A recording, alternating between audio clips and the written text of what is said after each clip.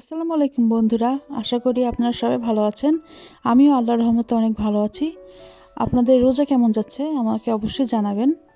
আমিও যেহেতু দেশের বাইরে থাকি, নিজের মা বাবা ফ্যামিলি থেকে অনেক দূরে থাকি, তবুও আলহামদুলিল্লাহ আমার রোজা অনেক ভালো যাচ্ছে। তো যাই হোক, আজকে আমি আপনাদেরকে এই গাজরের হালুয়ার রেসিপিটা দেখাবো। যদি আপনাদের ভালো লাগে গাজরের হালুয়া, প্লিজ ভিডিওটি পুরোটুকু দেখবেন। প্রথমে আমি একটা প্যানে 2 থেকে 3 টেবিল চামচ ঘি নিয়ে নিয়েছি।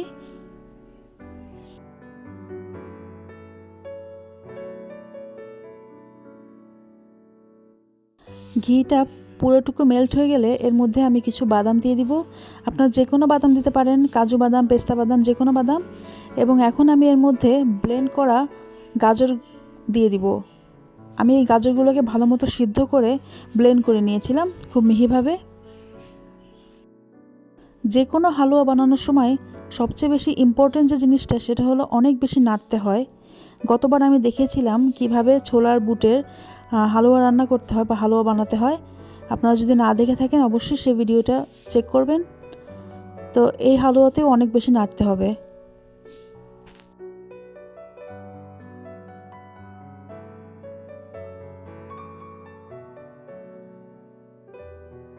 এখন আমি এর মধ্যে 2 কাপের মতো গরম দুধ দিয়ে দিব। দুধটা হালকা গরম হলেই বেটার হয়। একদম যে বয়লিং গরম হতে হবে তা না, হালকা গরম হলেও হবে। দুধগুলো ভালো মতো মিশিয়ে নাড়তে থাকুন। ততক্ষণ পর্যন্ত নাড়তে হবে যতক্ষণ পর্যন্ত না দুধগুলো ভালো মতো শুকিয়ে যায়।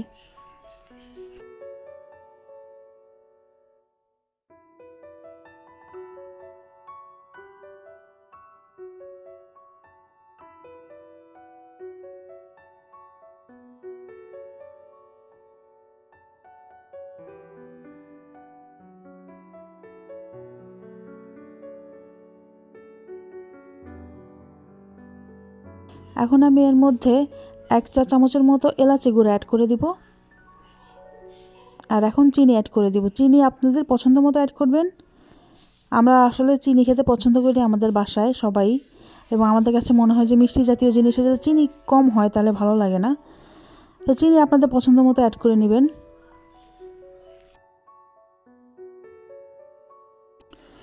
আমি আরও কিছু পরিমাণে এলাচি গুঁড়ো অ্যাড করেছি, জাস্ট ফ্লেভার আনার জন্য। এটাও আপনাদের পছন্দ মতোই হতে হবে। আপনারা যদি একটু ফ্লেভার পছন্দ করেন, যে একটু খাওয়ার সময় এলাচের একটা ফ্লেভার আসবে, তাহলে আপনারা বেশি অ্যাড করতে পারেন, কমও অ্যাড করতে পারেন। এখন আমি এর মধ্যে কিছু পরিমাণ পাউডার মিল্ক অ্যাড করে দিব। পাউডার মিল্ক অ্যাড করলে আপনার হালুয়া খেতে আরও বেশি মজা লাগবে, প্লাস এটা আরও ঘন হয়ে যাবে, খুব তাড়াতাড়ি ঘন হয়ে যাবে। যদি আপনি দেখতেই পাচ্ছেন, আপনারা যে কোনো ধরনের পাউডার মিল্ক ইউজ করতে পারেন। আমি এখানে নিডো ইউজ করেছি।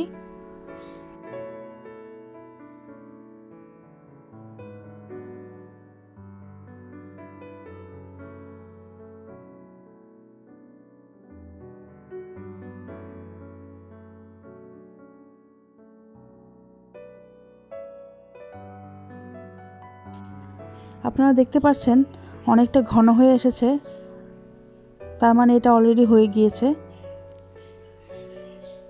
আপনারা এটা এভাবেও খেতে পারেন, আবার বিভিন্ন ধরনের শেপ করেও পরিবেশন করতে পারেন। আমি এখানে শেপ করে পরিবেশন করব।